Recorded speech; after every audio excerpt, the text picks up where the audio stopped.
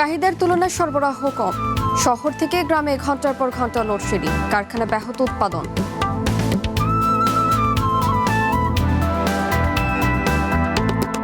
ঝালকাঠি বিসিকে নেই কাঙ্ক্ষিত শিল্পায়ন, ৭৪ প্লটের বেশিরভাগই ফাঁকা, লোকসানের শঙ্কায় উদ্যোক্তারা।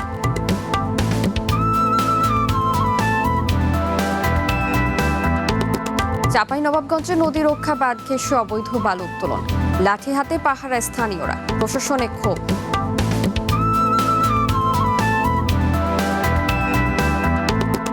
এবং চট্টগ্রামের ব্যস্ত মোড়ে নেই ফুটওভার ব্রিজ, পারাপারে মৃত্যু ঝুঁকি, ভোগান্তি কমাতে ৩৮টি নির্মাণের উদ্যোগ।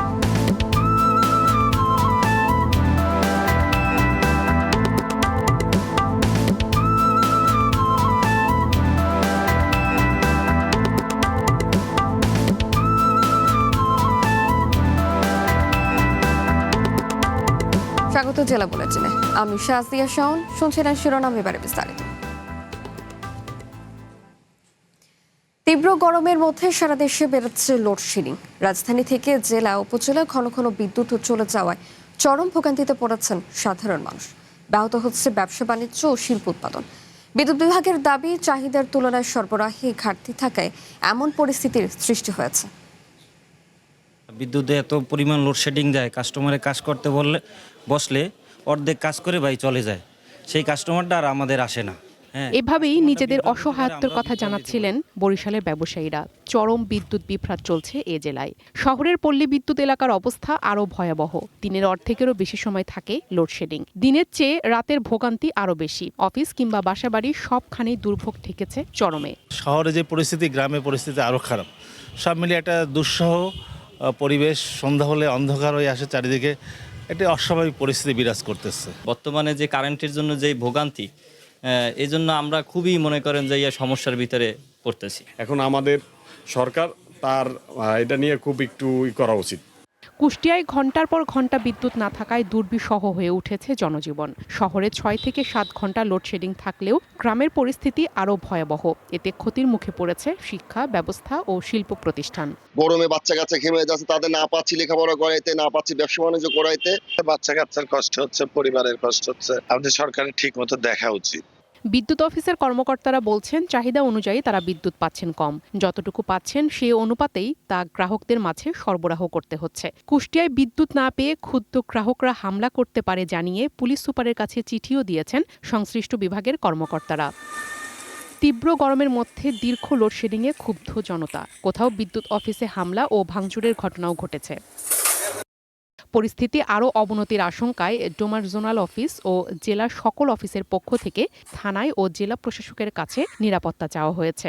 জিএম মহোদয় উনি সেন্ট্রালি জেলা পর্যায় থেকে পুলিশ সুপার স্যারকে এবং প্রত্যেকটি থানায় চিঠি দিয়েছেন। এটাই আমাদের কেপি স্থাপনার নিরাপত্তার জন্য। নরসিংদীতে ১ ঘন্টা বিদ্যুৎ থাকলে ২ ঘন্টা থাকছে লোডশেডিং। গ্যাস বিদ্যুৎ সংকটে বন্ধ হচ্ছে কলকারখানা সহ ফিলিং স্টেশন। ভোর থেকে পাইপলাইনে গ্যাস না থাকায় জেলার ১৭টি ফিলিং স্টেশনের অধিকাংশই বন্ধ রয়েছে। ৪ ঘন্টা চালাইতে কারেন্ট পাই না, চালাইতে না ৩০০ ২৫০ টাকার কাম হয়। মানে আগে ১০০০-১২০০ কামাইতে, মানে ৫০০ টাকা কাম করতে মাটিতে পোলা পানি নিয়ে চলতে অনেক সমস্যা। ঘন ঘন লোডশেডিংয়ে গাইবান্ধায় দুর্ভোগ বেড়েছে। ব্যাহত হচ্ছে স্বাভাবিক জীবনযাপন। বিদ্যুৎ বিভাগ জানায়, প্রতিদিন জেলায় ২৯ মেগাওয়াট বিদ্যুতের চাহিদা থাকলেও তার অর্ধেকও মিলছে না। গাজীপুরে অব্যাহত রয়েছে গ্যাসের তীব্র সংকট। গ্যাসের চাপ কম থাকায় অনেক কারখানার সব ধরনের মেশিন চালাতে না পারায় ব্যাহত হচ্ছে উৎপাদন। যানবাহনের দীর্ঘ সারিতে সিএনজি স্টেশনগুলোর অবস্থাও বেহাল। চরম দুর্ভোগে পড়েছেন সিএনজি অটোরিকশা চালকরা। আমি এর আগে আরো 4টা পাম্পে ঘুরে আসছি, ওইদিকে আমি গ্যাস পাই নাই। এখানে আসছি গ্যাস পামু। গ্যাস নেওয়ার টাকা আমার লাগে ৮০০, ৯০০, ১০০০ সর্বোচ্চ। সকালে আসার সময় এক পাম্পে ১ ঘন্টা থেকে আমার গ্যাস ঢুকছে ৪৮০ টাকা। লক্ষ্মীপুরে বিদ্যুৎ না থাকায় বিপর্যস্ত হয়ে পড়েছে শিক্ষা ও চিকিৎসা খাত সহ ক্ষুদ্র উৎপাদনমুখী শিল্প। এদিকে জামালপুরে গ্যাস সরবরাহ ও ফিলিং স্টেশন নির্মাণের দাবিতে মহাসড়ক অবরোধ করে বিক্ষোভ করেছে সিএনজি চালকরা। এতে বন্ধ হয়ে যায় ছোট বড় ও দূরপাল্লার যানবাহন। নিরবচ্ছিন্ন বিদ্যুৎ সরবরাহের আশ্বাস মিললেও আপাতত লোডশেডিংয়ের ভোগান্তি থেকেই যাচ্ছে। দ্রুত বিদ্যুৎ পরিস্থিতির উন্নতি চান গ্রাহকরা। Priya Kundu, one national desk. Load shedding এর বর্তমান অবস্থা জানাতে নীলফামারী থেকে যুক্ত হচ্ছেন আবু সাইদ অপু এবং জয়পুরহাট থেকে আলকারিয়া চৌধুরী। প্রথমেই জেনে যাই নীলফামারীর খবর। অপু, লোডশেডিং এর কারণে আসলে শিল্প কারখানায় কি ধরনের প্রভাব পড়ছে, কি বলছেন ব্যবসায়ীরা, সেই সম্পর্কে একটু জানাবেন।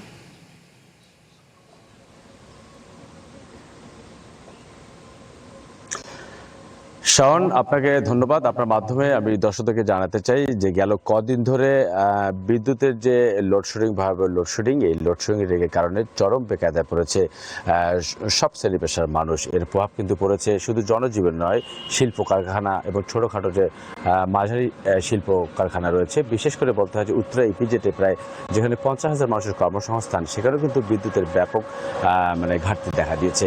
একটি তথ্য দিয়ে রাখতে চাই যে নীলফামারী পল্লী বিদ্যুৎ সমিতির যে ডিজিএম AKM আলাউদ্দিনের সাথে আমরা কিছুক্ষণ আগে কথা বলেছি এবং তিনি আমাদেরকে জানিয়েছেন যে এই নীলফামারী জেলা শহরে প্রায় 3,56,000 বিদ্যুতের গ্রাহক রয়েছেন। এর মধ্যে কিন্তু প্রায় 3,16,000 যে মূল যে যারা আবাসিক গ্রাহক, তাদেরকে সেই বিদ্যুৎ সেবা দেওয়া হচ্ছে। তবে এর মধ্যে কিন্তু তাদের মধ্যে চাহিদা রয়েছে 75 থেকে 80 মেগাওয়াট।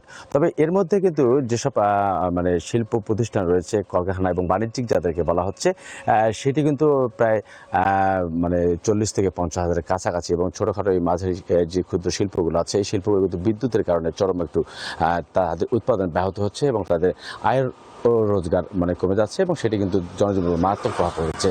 আরেকটি বিষয় জানিয়ে রাখি যে নীলফামারী যে নেসকোর যে নির্বাহী প্রকৌশলী প্রশান্ত কুমার রায়ের সাথে, তার সাথে আমার কথা হয়েছে। তিনি আমাদেরকে জানিয়েছেন যে জেলা জুড়ে চাহিদা কিন্তু 14 থেকে 15 মেগাওয়াট চাহিদা, কিন্তু সেখানে তারা সর্বোচ্চ পাচ্ছেন 7 থেকে 8 মেগাওয়াট, যার ফলে কিন্তু এই যে 75 মেগাওয়াট পল্লী বিদ্যুতের যে চাহিদা, সেখানে তারা পাচ্ছেন 30 থেকে 32, কখনো 39। এর বিশাল বড় একটা ঘাটতি। এবং নেসকোর ঠিক একই অবস্থা, সেখানে 13 জায়গায় যখন 7 মেগাওয়াট যখন সর্বোচ্চ পাচ্ছে, তখন কিন্তু লোডশেডিংয়ে ভয়াবহ কবলে পড়ছে। এর ফলে কিন্তু সর্বক্ষেত্রে একটা প্রভাব পড়ছে, জনজীবনে প্রভাব পড়ছে। বিশেষ করে যদি বলি হাসপাতালের কথা, সেখানেও কিন্তু চিকিৎসা সেবা ব্যাহত হচ্ছে এবং শিল্প কলকারখানা, মাঝারি শিল্প, অর্থাৎ সর্বক্ষেত্রে একটি মারাত্মক পড়ছে। আর বিশেষ করে এই প্রচণ্ড গরমের কারণে কিন্তু মানুষের মধ্যে হাসপাতাল অবস্থা শুরু হয়েছে এবং এইসব মানুষজন কিন্তু আসলে ক্রমান্বয়ে এই গরমের কারণে বিভিন্ন রোগে আক্রান্ত হয়ে হাসপাতালের দিকে ছুটে যাচ্ছেন।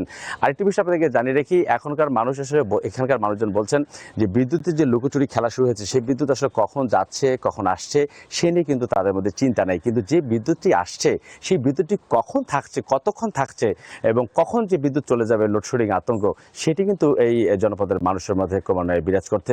অর্থাৎ সবকিছু মিলে বিদ্যুতের এই যে ভয়াবহ পরিস্থিতি, এই পরিস্থিতিকে উত্তরণের জন্য ইতিমধ্যে কিন্তু নেসকো এবং পল্লী বিদ্যুতের পক্ষ থেকে তাদের জনরোষ থেকে রক্ষা পেতে তারা কিন্তু ইতিমধ্যে থানা এবং জেলা প্রশাসক কার্যালয়ের কাছে নিরাপত্তা চেয়ে চিঠি দিয়েছেন। তাহলে অবশ্যই বুঝতে হবে শাওন যে আসলে লোডশেডিং কতটা ভয়াবহ মাত্রায় পৌঁছে গেলে বিদ্যুতের যারা কর্তৃপক্ষ রয়েছেন, তারা নিরাপত্তা চেয়ে থানায় এবং জেলা প্রশাসক কার্যালয়ের কাছে তারা আবেদন জানান নিরাপত্তার জন্য। তো এই ছিল শাওন আমার কাছে নীলফামারী থেকে সর্বশেষ খবর। শাওন। অপু, আপনাকে ধন্যবাদ। এবার জেনে চাই নীলফামারীর খবর, জয়পুরহাটের খবর। আলকারিয়া জেলায় কয়েক ঘন্টা আসলে লোডশেডিং হচ্ছে, সংকট সমাধানে এই বিষয়ে কি বলছে বিদ্যুৎ বিভাগ, সেই সম্পর্কে একটু জানাবেন।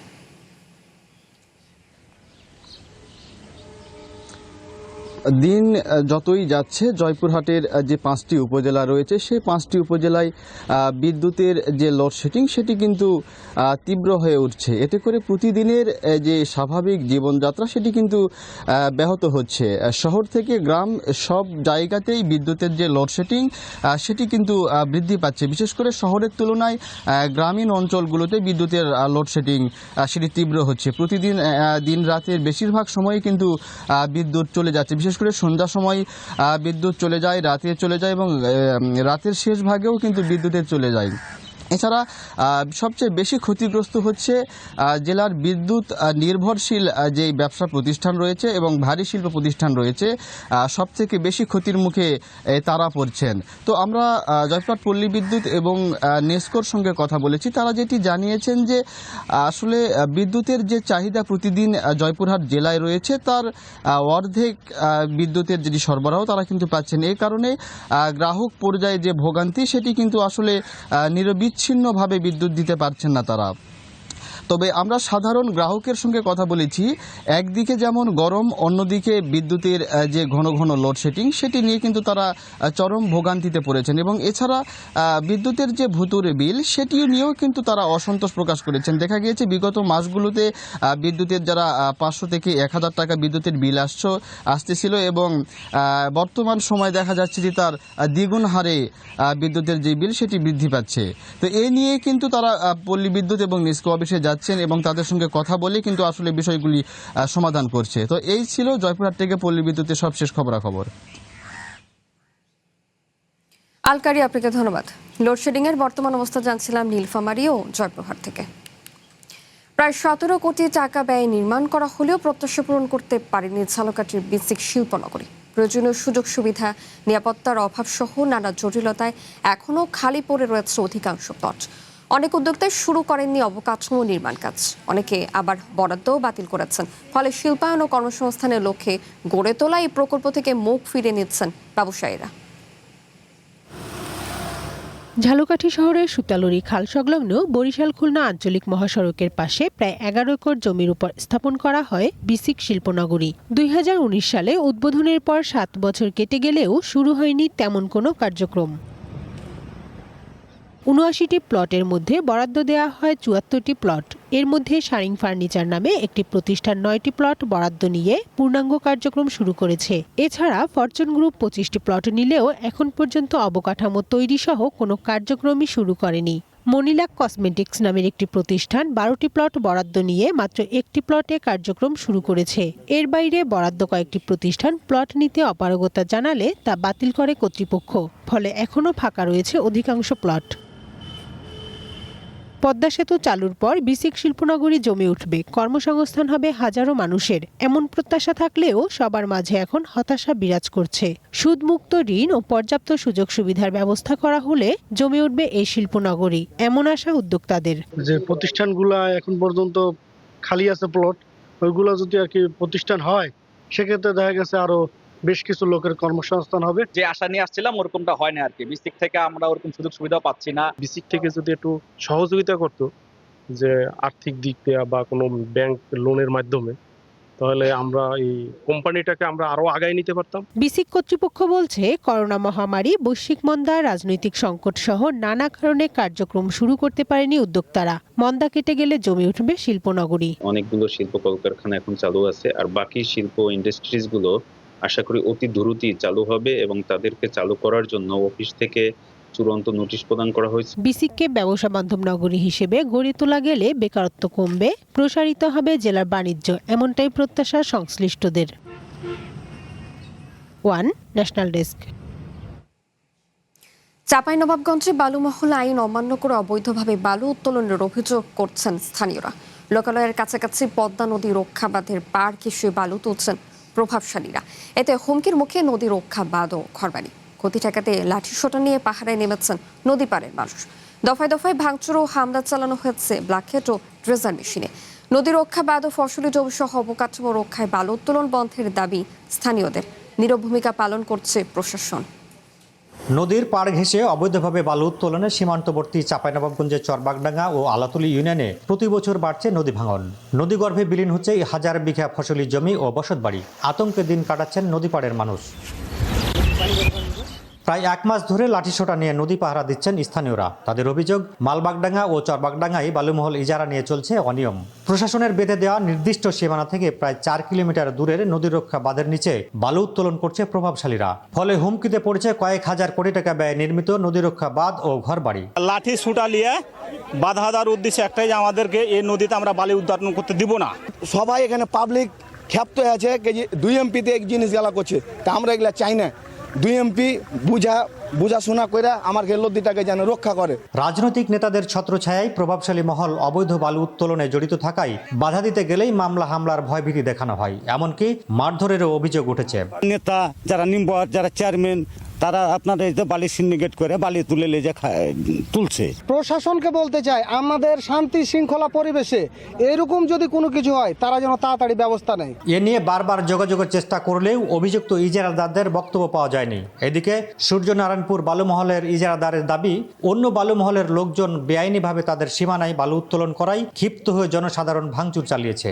চরবাগডাঙ্গা এবং মালবাগডাঙ্গা তারা সবাই কিন্তু আমার চর থেকে বালু উত্তোলন করছে, যার কারণে হয়তোবা এলাকাবাসী আরেকটু হয়েছে যে ক্ষুব্ধ হয়েছে যে এক জায়গাতেই সব বালু উত্তোলন হচ্ছে।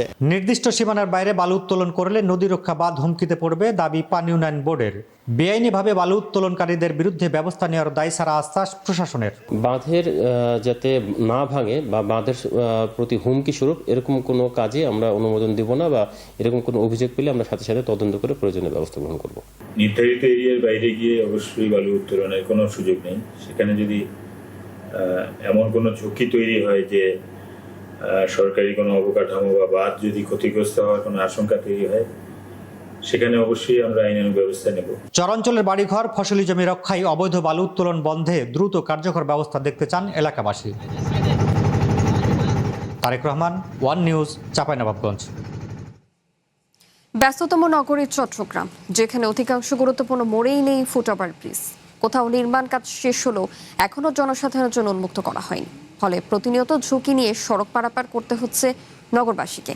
এমন বাস্তবতায় নগরবাসী নিরাপদ পারাপার নিশ্চিত করতে নগর জুড়ে 38টি ফুটওভার ব্রিজ নির্মাণের উদ্যোগ নিয়েছে সরকার। বাণিজ্যিক রাজধানী নামে খ্যাত বন্দরনগরী চট্টগ্রামের মূল সড়কের অধিকাংশ গুরুত্বপূর্ণ মোড়েই নেই ফুটওভার ব্রিজ। ফলে জনদুর্ভোগের পাশাপাশি ঝুঁকিপূর্ণভাবে সড়ক পারাপারে ঘটছে প্রাণঘাতী দুর্ঘটনাও।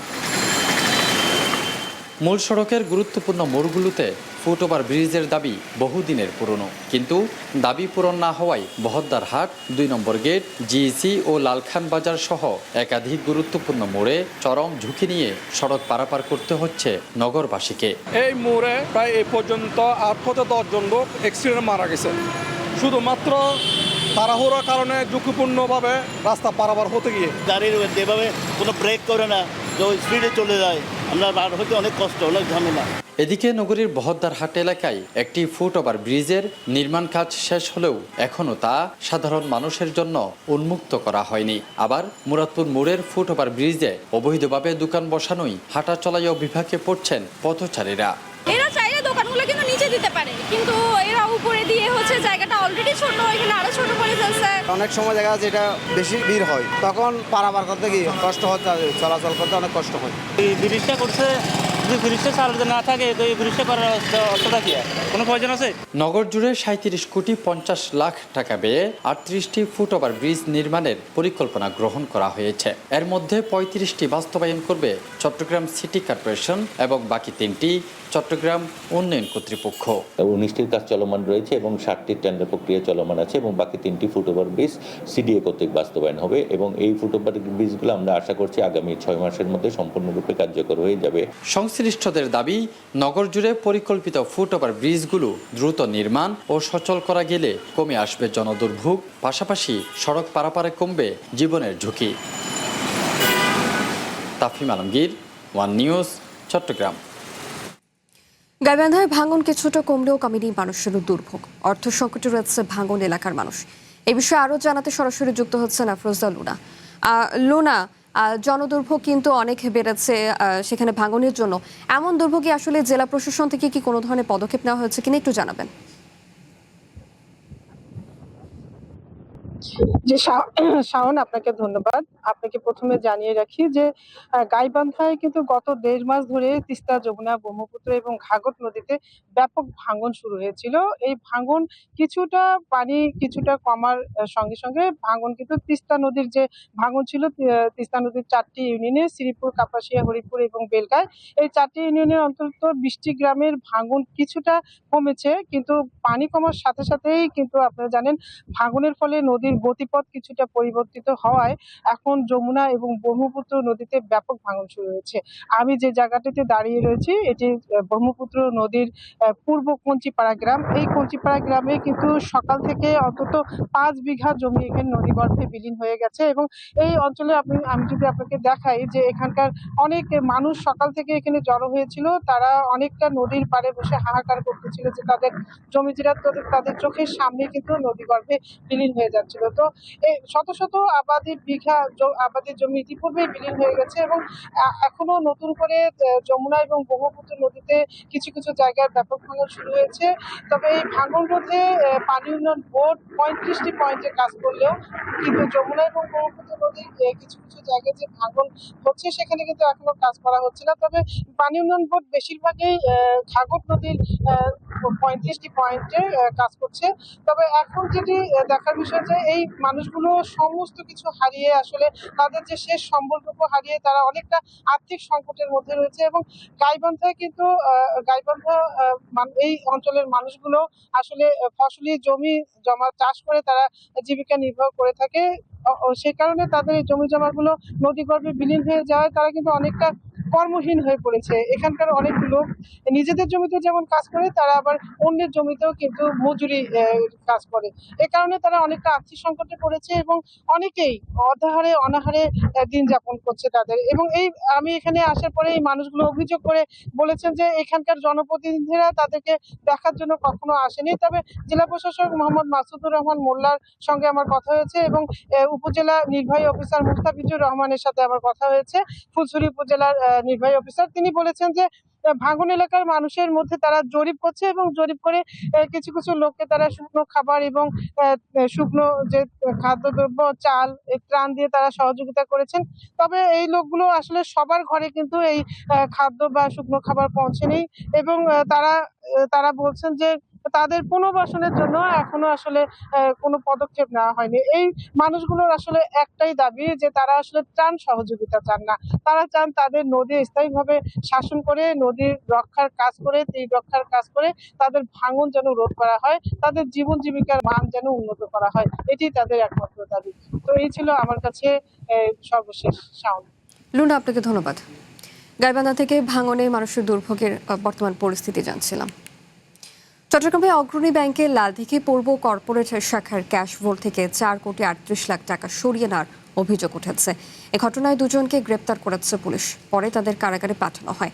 গ্রেপ্তারকৃতরা হলেন ব্যাংকের ওই শাখার সিনিয়র অফিসার ও ক্যাশ ইনচার্জ কামরুল হোসেন ও জাফরুল্লাহ তানবীর।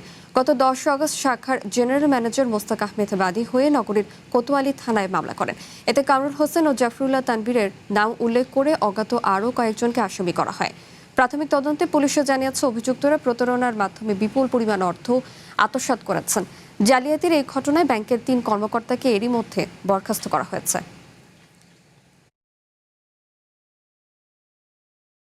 ব্যাংকে 2 জন লোক আটক করে রাখছে। তারপর আমাদের থানা পুলিশ আপনার ওইখানে গেছে, যাওয়ার পরে তারপর আমরা তাদেরকে নিয়ে আসি থানা নিয়ে আসার পরে আমাদের এটা জিজ্ঞাসাবাদে তারপর ব্যাংকের কর্মকর্তারা থানায় আসেন। আনার পরে ওনারা তাদের বক্তব্য দেন 4 কোটি 38 লক্ষ টাকা একটু এখান থেকে সরাই নেওয়া হয়েছে ব্যাংকের থেকে। তখন আমরা ওই যে 2 জনকে আছে ওনাদেরকে জিজ্ঞাসাবাদ করার পরে তারপর তারা ওই ঘটনার কথা স্বীকার করে। কামরুল হলো ব্যাংকের স্বীকার করে। তদন্তাধীন জিনিস আমরা তদন্ত করে তারপর আমরা আমাদের পুলিশ রিপোর্টে এটা সুন্দরভাবে উপস্থাপন করি। চাঁপাইনবাবগঞ্জে ফুটবল খেলাকে কেন্দ্র করে 2 গ্রামের বাসিন্দাদের সংঘর্ষে 10 জন আহত হয়েছেন। বৃহস্পতিবার সন্ধ্যায় উপজেলার বিনোদনপুর খাসিরহাট বাজারে এই ঘটনা ঘটে। পুলিশের জানায় বুধবার কালীগঞ্জ বাজারে ইসমাইল মেমোরিয়াল উচ্চ বিদ্যালয় মাঠে একটি ফুটবল ম্যাচ চলাকালে 2 জন খেলোয়াড়দের মধ্যে ধাক্কাধাক্কি হয়। এর জের ধরে পরে 2 গ্রামের লোকজনের মধ্যে সংঘর্ষ বাধে। এই সময় 2টি ককটেল বিস্ফোরণের ঘটনা ঘটে এবং 10 জন আহত হয়েছে।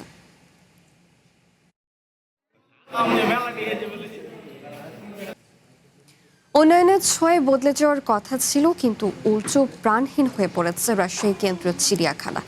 2021 সাল থেকে টানা 2 বছর বন্ধ রেখে অবকাঠামো নির্মাণের নামে কাটা পড়েছে বহু পুরনো গাছগাছালি। এমনকি পশু পাখির খাঁচা ভেঙে নির্মাণ করা হয়েছে নব থিয়েটার ও গেস্ট হাউস। নেই বাঘ কিংবা সিংহের মতো কোনো বড় প্রাণী। খাঁচাগুলোর বেশিরভাগই পড়ে আছে ফাঁকা। প্রাণীবিজ্ঞানীরা বলছেন পরিবেশ বান্ধব দীর্ঘমেয়াদী মাস্টার প্ল্যান ছাড়া এর পুরনো গৌরব ফেরানো সম্ভব নয়। উন্নয়নের কথা বলে 2021 সাল থেকে প্রায় 2 বছর বন্ধ রাখা হয় রাজশাহী কেন্দ্রীয় চিড়িয়াখানা। এ সময় ভেতরের অবকাঠামো উন্নয়নের নামে কেটে ফেলা হয় বেশ কিছু গাছ।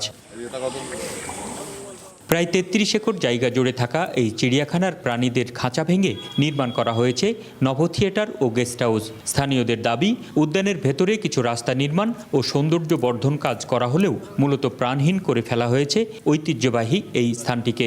কিছু পশু পাখি আছে, আগের মতো তেমন কিছু নেই। এখন এটা ঘোরার জন্য গার্ডেন বলা যায়, পার্ক এক ধরনের। জীবজন্তুগুলো যদি এখানে নিয়ে আসা হয় সেক্ষেত্রে একটা চিড়িয়াখানার যে সৌন্দর্য সেটাও বেড়ে যাবে অনেক গুণ। বাঘ নাই, সিংহ নাই, তারপরে হাতি নাই। চিড়িয়াখানায় অনেক বড় বড় পশু পাখি থাকবে, কিন্তু ওগুলো নাই। যদি আমরা জীবজন্তু দেখতে পেতাম তাহলে আমরা আরো বেশি আনন্দিত হতাম। এমন কিছু নেই, এখানে শুধু মাছ আছে। এখানে ঢোকার পর শুরুতে নাগরদোলা দেখে ভেবেছিলাম যে এখানে পার্ক প্লাস আমি চিড়িয়াখানার মজা দুইটাই নিতে পারবো, কিন্তু পরে দেখি শুধু পার্ক এখানে আছে। 1972 সালে চালু হওয়া রাজশাহী চিড়িয়াখানাটি 1996 সাল থেকে পরিচালনা করে আসছে রাজশাহী সিটি কর্পোরেশন। তারা বলছেন পরিকল্পিতভাবেই এই চিড়িয়াখানাকে পশু পাখি শূন্য করা হয়েছে, তবে এটি পুনরায় সাজানোর কথা ভাবছেন তারা। এটি একটি সাফারি পার্কের নাই, কিছু করা যায় কিনা সেই জন্য আমরা কাজ করছি। আমাদের যেহেতু এরিয়া ছোট, সাফারি পার্ক অনেক বড় লাগে আপনারা জানেন, কিন্তু কিছু সংখ্যক প্রাণী আমরা দিতে পারি কিনা। চিড়িয়াখানাটির পুরনো গৌরব ফিরিয়ে আনতে পরিকল্পিত ও পরিবেশ বান্ধব উদ্যোগ নেওয়ার তাগিদ প্রাণীবিজ্ঞানীদের। তারা বলছেন দীর্ঘমেয়াদী সমন্বিত মাস্টার প্ল্যান ছাড়া এর সঠিক উন্নয়ন সম্ভব নয়। যতক্ষণ পর্যন্ত আমরা মাস্টার প্ল্যান অনুযায়ী এগিয়ে না যাব ততক্ষণ পর্যন্ত এটাকে আমরা সফল করতে পারবো না। খাবার ঠিকমতো সরবরাহ করতে হবে এবং তার জন্য দৈনন্দিন যে পরিচর্যা করা দরকার সেটা করতে হবে। বর্তমানে চিড়িয়াখানায় চিত্রা হরিণ, বানর, ঘড়িয়াল, খরগোশ এবং বিভিন্ন প্রজাতির পাখি ও মাছ রয়েছে। তবে দীর্ঘদিন ধরে এখানে বাঘ বা সিংহের মতো বড় প্রাণী নেই। Ahsan Habib Apu, one news, Rajshahi. বাজারে বেড়ে চলেছে নিত্য পণ্যের দাম, ফলে সীমিত ও নিম্ন আয়ের মানুষের নাভিশ্বাস উঠে গেছে। নির্দিষ্ট আয়ের সংসার চালাতে তাদের হিমশিম খেতে হচ্ছে। এই বিষয়ে আরও জানাতে আমাদের সাথে মানিকগঞ্জ থেকে যুক্ত হচ্ছেন শাহিদুজ্জামান শাহিদ। শাহিদ, গত সপ্তাহের তুলনায় আজকে বাজার পরিস্থিতি কেমন দেখছেন? পণ্যের দাম কি আগের তুলনায় কি বেড়েছে নাকি কমলো? অস্থিরতা রোধে নিয়মিত তদারকিতে বাজারে কি ধরনের প্রভাব পড়ছে একটু জানাবেন। শাওন, যেমন জানতে চেয়েছেন বাজারের পরিস্থিতি গত সপ্তাহের তুলনায় এ সপ্তাহে কিন্তু স্বাভাবিক সমানই রয়েছে।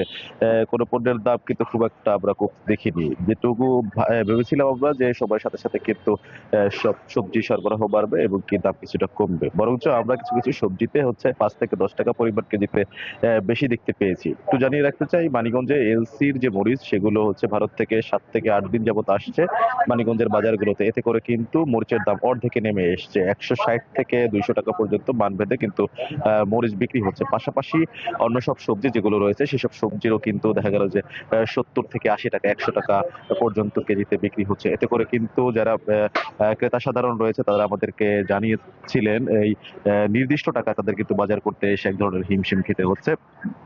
মাসে কিন্তু যেই বাজারের বরাদ্দ রাখা হয় তাতে কিন্তু অতিরিক্ত টাকা কিন্তু সবজির পেছনে তাদের খরচ হচ্ছে।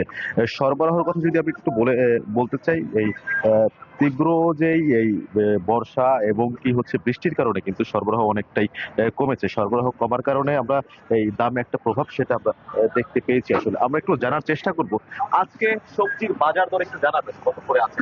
আজকের বাজারে আগের থেকে একটু কমছে ভাই, অনেক সবজির দাম আগের থেকে যাচ্ছিল, গত সপ্তাহে যাচ্ছিল, এই সপ্তাহে অনেক সবজির দাম কম। ভেন্ডি আছে 60 টাকা কেজি, বেগুন আছে 80 টাকা, উস্তা 80 টাকা, পটল আছে 60 টাকা, এমনি সব সবজির দাম এই গত সপ্তাহ থেকে এই সপ্তাহে অনেক দাম একটু কম। সরবরাহ কম কেন? সর্বসাধারণ কম হচ্ছে বৃষ্টি বাদল নাই, খেতে একটু ফসল হইতেছে, সেই কারণে বিভিন্ন ডিস্ট্রিক্ট থেকে মালা সংগ্রহ করতেছে, সেই কারণে এই দামটা একটু কম। দর্শক শুনছিলেন সেটি কিন্তু বলছিলেন সরবরাহ কমের বিষয়টি এবং দাম কিন্তু যে কমছে, কিন্তু ক্রেতা সাধারণের সাথে আমরা কথা বলেছি, তাদের কিন্তু মিশ্র প্রতিক্রিয়া রয়েছে দাম নিয়ে। তারা কিন্তু দাম স্থিতিশীল এবং কি দাম একটু চড়াই বলছেন আসলে। আর সরবরাহের বিষয়টি যদি একটু জানতে চাই বলতে চাই, সেক্ষেত্রে হচ্ছে বৃষ্টির কারণে কিন্তু হচ্ছে ফসলে অনেক সবজি কিন্তু নষ্ট হয়ে গেছে। নষ্ট হওয়ার কারণে কিন্তু দামটা কিন্তু এখনো পর্যন্ত একটু চড়া দামে বিক্রি হচ্ছে সবজির বাজার। আপনি একটি বিষয় জানতে চেয়েছিলেন, এই বাজার মনিটরিং করা হচ্ছে কিনা। আসলে বাজার মনিটরিং এর বিষয়ে আমরা সেরকম কোনো যথার্থ পদক্ষেপ আমরা দেখিনি। বিগত সময়গুলো থেকে এখনো একই অবস্থা দেখছি, অস্থিতিশীল বাজার। সেখানে কিন্তু যারা বাজার মনিটরিং এর দায়িত্বে থাকার কথা, তাদের কিন্তু উপস্থিতি আমরা সেরকম ভাবে দেখিনি। ক্রেতা সাধারণ, যারা ভোক্তা সাধারণ আছে, তারা কিন্তু এই বিষয়টি নোটিস করেছেন। তারা কিন্তু বারবার কিন্তু অভিযোগ করেছেন আসলে এই কেন আসলে বাজার মনিটরিং করা যাচ্ছে না সেটি কিন্তু আমরা এই যারা ক্রেতা সাধারণ ব্যবসায়ী আছে তাদের ভিতরে কথা বলে আমরা জানতে পেরেছি। যদি মনিটরিং করা হতো সেক্ষেত্রে কিন্তু বাজারের যে দাম সেটা কিন্তু অনেকটাই সহনীয় পর্যায়ে আনা যেত। আমি যদি একটু জানিয়ে রাখতে চাই, পাইকারি বাজারে এই সবজিগুলো কিন্তু এই 20 থেকে 30 টাকা 40 টাকা একটা ফারাক আমরা দেখতে পেয়েছি। এই ফারাকটা কিন্তু মনিটরিং এর মাধ্যমে কিন্তু পূরণ করা সম্ভব হতো, বা একটা যে ফারাক রয়েছে বাজার পাইকারি বাজার এবং খুচরা বাজারের সাথে, সেই বাজারটা কিন্তু সহনীয় পর্যায়ে আনা সম্ভব হতো। তো সে বিষয়ে কিন্তু ভোক্তা সাধারণ যারা আছেন তারা কিন্তু এক ধরনের অভিযোগ করেছেন। পাশাপাশি যদি আমি বলে রাখতে চাই, সবজির বাজার একটু অস্থিতিশীল হওয়ার পর থেকে কিন্তু মাছের যে বাজারটি রয়েছে, মাছের বাজারেও কিন্তু সেই প্রভাব কিছুটা পড়েছে। মাছের বাজারেও কিন্তু আমরা দেখেছি কেজি প্রতি প্রত্যেকটি মাছ 20 থেকে 30 টাকা 50 টাকা পরিমাণ বাড়তি দামে বিক্রি হচ্ছে। আমি যদি একটু জানিয়ে রাখতে চাই, মাছের সরবরাহ কিন্তু তুলনামূলকভাবে একটু কম দিচ্ছে।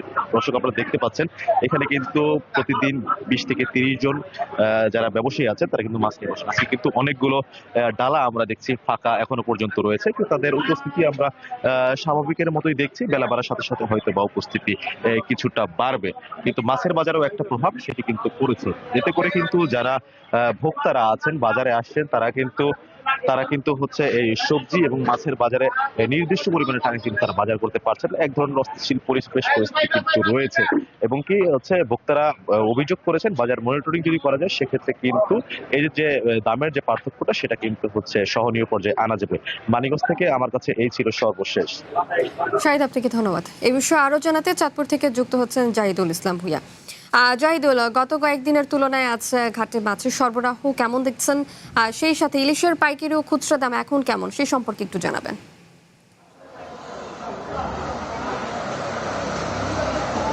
শাওন, চাঁদপুরে গত সপ্তাহের তুলনায় এই সপ্তাহে নদীর মাছের সরবরাহ কিছুটা বৃদ্ধি পেয়েছে। এতে 1 কেজি সাইজের যে ইলিশ তা আজকে বিক্রি হচ্ছে 2800 টাকা, যা গত সপ্তাহে বিক্রি হয়েছিল 3000 টাকা কেজিতে। এছাড়াও যে 800 গ্রামের ইলিশ তা বিক্রি হচ্ছে 2200 থেকে 2400 টাকায়, যা গত সপ্তাহে বিক্রি হয়েছে 2600 টাকা। এছাড়াও 500 গ্রামের ইলিশ যা গত সপ্তাহে বিক্রি হয়েছে 1800 থেকে 2000 টাকা, এই সপ্তাহে বিক্রি হচ্ছে 200 টাকা কমে। এছাড়াও চাঁদপুরে যে চাষের মাছ রয়েছে তা আজকে বাজারে পাঙ্গাস চলছে 170 থেকে 200 টাকা, এবং তেলাপিয়া বিক্রি হচ্ছে 180 থেকে আকার বেঁধে 220 টাকা পর্যন্ত। এছাড়াও যেই দেশীয় যে চাষের মাছ রয়েছে কাতল মাছ বিক্রি হচ্ছে 450 টাকা কেজি, এবং রুই মাছ বিক্রি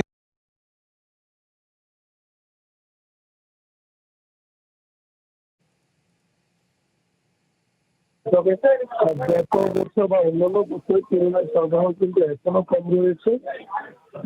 কথা বলেছি ব্যবসায়ীদের সঙ্গে, ব্যবসায়ীরা যেমনটি জানিয়েছেন যে আসলে মাছের সরবরাহ বৃদ্ধি পেলে আসলে দাম কিছুটা কমবে। এছাড়াও আমি ক্রেতাদের সঙ্গে কথা বলেছি, ক্রেতারা যেমনটি জানিয়েছেন আসলে দাম কমলে তারা কিন্তু স্বস্তিতে মাছ ক্রয় করতে পারে। তবে গত সপ্তাহের তুলনায় এই সপ্তাহে চাঁদপুরে মাছের দর কেজি প্রতি 20 থেকে 50 টাকা কমেছে। আমরা গত সপ্তাহে যে মাছ আমরা দেখতে পেয়েছি, কাতল বিক্রি হয়েছে 450 থেকে 500 টাকা, এই সপ্তাহে বিক্রি হচ্ছে। জাহিদুল, আপনাকে ধন্যবাদ। হামির উপসর্গে গত 24 ঘন্টায় দেশে আরও 5 শিশু মারা গেছে। এই সময়ে হামির উপসর্গে আক্রান্ত হয়েছে 1025 শিশু। তাদের মধ্যে হাম শনাক্ত হয়েছে 74 শিশুর। আজ স্বাস্থ্য অধিদপ্তরে হাম বিষয়ক প্রতিবেদনে এসব তথ্য জানানো হয়েছে। হাম শনাক্ত হয়ে ঢাকায় 2, সিলেট, চট্টগ্রাম ও রংপুরে 1 জন করে শিশু মারা গেছে। গত 15 মার্চ থেকে এই পর্যন্ত 5 মাসে হামির উপসর্গে আক্রান্ত হয়ে মারা গেছে 890 শিশু। 24 ঘন্টায় হামে আক্রান্ত হয়ে হাসপাতালে ভর্তি হয়েছে 895 শিশু এবং হাসপাতাল থেকে সুস্থ হয়ে বাড়ি ফিরেছে 863 শিশু।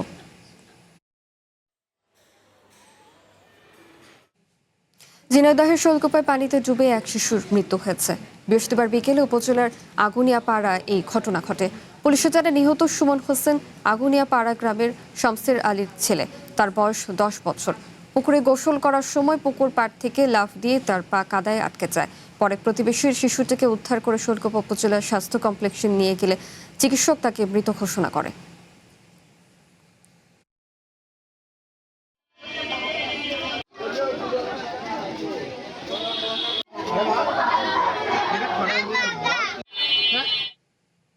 মির্জা ফখরুল ইসলাম আলমগীর রাষ্ট্রপতি পদে মনোনয়ন পাওয়ার খবরে তার নিজ জেলা ঠাকুরগাঁয়ে আনন্দ উল্লাস প্রকাশ করেছেন বিএনপি নেতাকর্মী ও সমর্থকেরা।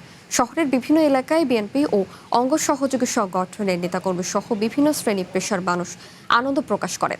এ সময় তারা মিষ্টি বিতরণ করেন এবং একে অপরকে শুভেচ্ছা জানান। স্থানীয় নেতারা জানান, মির্জা ফখরুলের রাষ্ট্রপতি পদে মনোনয়ন শুধু ঠাকুরগাঁও নয়, সারা দেশের মানুষ আনন্দিত।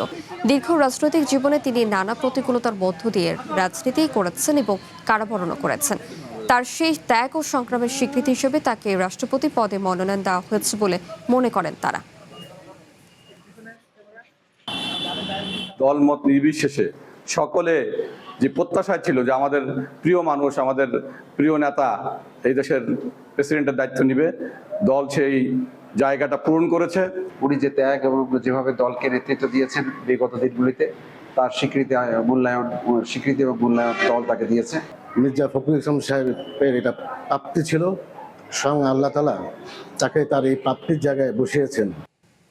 সরকারের 25 কোটি বৃক্ষরোপণ কর্মসূচির সঙ্গে সংহতি জানিয়ে সাতক্ষীরার শ্যামনগরে শুরু হচ্ছে 10 লাখ গাছ রোপণের বিশেষ উৎসব। এরই অংশ হিসেবে ঈশ্বরপুর ইউনিয়নে 50,000 দেশীয় প্রজাতির বীজ রোপণ করা হয়েছে। জলবায়ুর নেতিবাচক পরিবর্তনের প্রভাব ও বজ্রপাতের ঝুঁকি কমাতে উপকূল জুড়ে এই কর্মসূচিকে সামাজিক আন্দোলনের রূপ দেওয়ার আহ্বান জানিয়েছেন স্থানীয়রা। উপকূলীয় অঞ্চল সাতক্ষীরার শ্যামনগরে মাটির রাস্তায় একের পর এক পুঁতে রাখা হচ্ছে দেশীয় নানা জাতের ফলের বীজ। জলবায়ুর ক্ষতিকর প্রভাব ও প্রতিকূল পরিবেশ মোকাবেলায় হাতে হাত মিলিয়ে কাজ করছেন স্থানীয় কৃষক সহ নানা শ্রেণী পেশার মানুষ। স্থানীয় কয়েকটি নারী উন্নয়ন সংগঠনের আয়োজনে ঈশ্বরীপুরের ধুমঘাট তেরকাটি চক এলাকায় একযোগে রোপণ করা হয় তাল, নিম, বাবলা, আম ও জামসহ বিভিন্ন প্রজাতির 50,000 বীজ। উপজেলার 10 লাখ গাছ রোপণের লক্ষ্যমাত্রার অংশ হিসেবে ঈশ্বরীপুরেই রোপণ করা হবে 1 লাখেরও বেশি বীজ। তালের বীজ, নিমের বীজ আর খেজুর, আর এইগুলো আমরা বীজ বপন করেছি। এইগুলো আমরা নিজেরা উদ্যোগ করে আমরা এগুলো লাগাচ্ছি যে আমরা নিজেদের নিরাপত্তার জন্য। কর্মসূচিতে অংশ নিয়ে স্থানীয় কৃষক ও সুশীল সমাজের প্রতিনিধিরা জানান, সরকারের বিশাল লক্ষ্যের পাশাপাশি জনসম্পৃক্ততা বাড়লে তা উপকূলের সবুজ রক্ষায় মূল শক্তি হিসেবে কাজ করবে। শুধু বীজ রোপণ নয়, চারা গজানোর পর সেগুলোর পরিচর্যা ও সংরক্ষণেও নিজেদের নিয়োজিত রাখছেন স্থানীয়রা। আমরা এখানে থেমে থাকবো না, আমরা বীজ সংগ্রহ করবো। অন্য জায়গায় যে বসত ভিটা পড়ে আছে, অন্য যে অপতিক জায়গাগুলো পড়ে আছে, সেখানেও আমরা বৃক্ষরোপণ করব।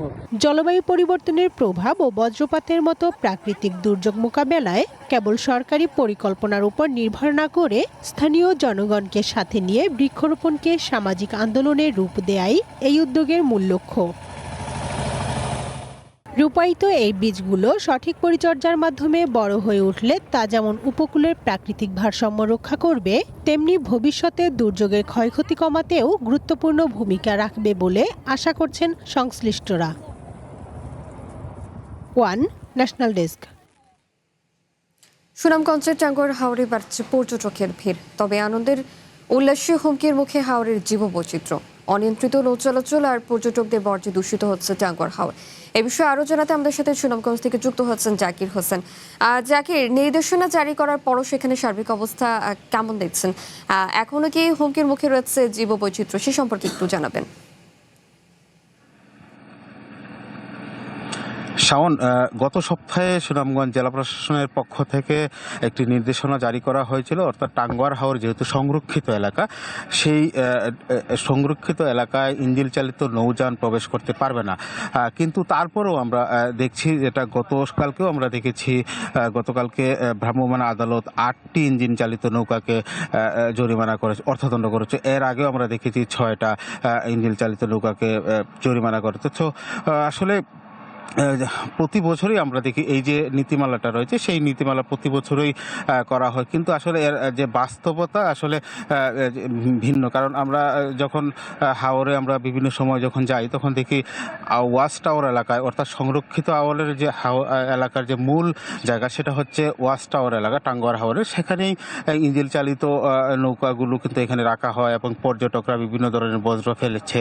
এতে করে হাওরের পানি কিন্তু দূষণের মাত্রা দিন দিন বেড়েই চলেছে। তবে একটি বিষয় হচ্ছে, আপনারা নিশ্চয়ই ছবিতে দেখতে পাচ্ছেন যে সমস্ত বিলাসবহুল হাউস বোটগুলো রয়েছে, সেই সব হাউস বোটগুলো কিন্তু তাদের যে প্রশাসনের যে নিয়ম নীতি রয়েছে, সেই নিয়ম নীতি তারা কিন্তু মানছেন। তাদের যে নৌকায় যে সমস্ত পর্যটকরা রয়েছে, তাদেরকেও কিন্তু সচেতন করছেন, এমনটা আমরাও দেখেছি। তবে যারা এই ছোট ছোট ইঞ্জিন চালিত, অর্থাৎ মাঝারি ধরনের যে সমস্ত পর্যটকবাহী নৌযান রয়েছে, তারা কিন্তু খুব একটা মানছেন না।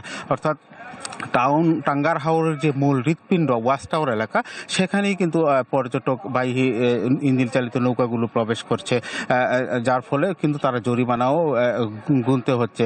আর পানি আসলে যত সময় যাচ্ছে, টাঙ্গুয়ার হাওর সহ যে অন্যান্য হাওরের যে পানি, সেই পানির দূষণের মাত্রা কিন্তু বাড়ছে। আমরা গতকালকে একজন সুনামগঞ্জ পানি উন্নয়ন বোর্ডের একজন নির্বাহী প্রকৌশলী রয়েছেন, যিনি পানির যে কতটুকু দূষণের মাত্রা আছে সেটা পরিমাপ করে। তো তার কাছে আমরা জানতে চেয়েছিলাম, তিনি আমাদেরকে জানিয়েছেন গত বছরের থেকে এই বছর পানির যে দূষণ, সেই দূষণের মাত্রা কিন্তু এবার কিন্তু অনেকটাই বৃদ্ধি পেয়েছে। তো আগামী কিছুদিন পর যে পানির যে দূষণ কী পরিমাণ হয়েছে, সেটা তারা আবারও পরিমাপ করবে এবং তখনই বোঝা যাবে। তো আরেকটা বিষয় হচ্ছে, সুনামগঞ্জের যে টেকেরঘাট এলাকা রয়েছে, সেই টেকেরঘাট এলাকা কিন্তু পর্যটকবাহী হাউস বোট, শত শত হাউস বোট কিন্তু সেখানে নোঙর করা হয় এবং টেকেরঘাট এলাকায় কিন্তু একেবারে ময়লা আবর্জনা একেবারে সয়লাভ হয়ে আছে বলা যায়। তো প্রশাসনের পক্ষ থেকে টেকেরঘাট এলাকাবাসী আমাদেরকে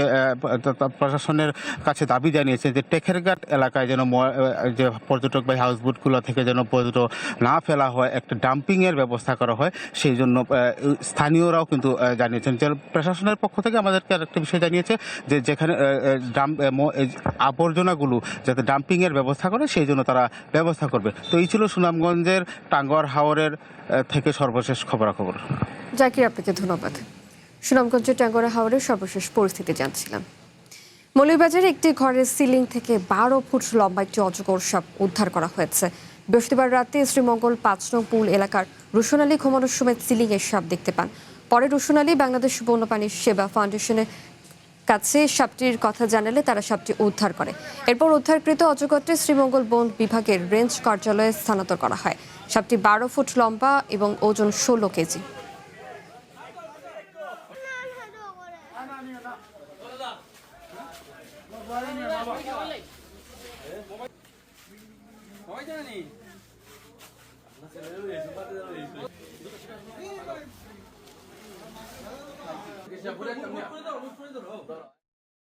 বান্দরবানের দুর্গম পাহাড়ি এলাকায় মা ও শিশুর প্রাথমিক স্বাস্থ্যসেবা নিশ্চিত করতে 19 নারীকে প্রশিক্ষণ দিয়েছে সেনাবাহিনী।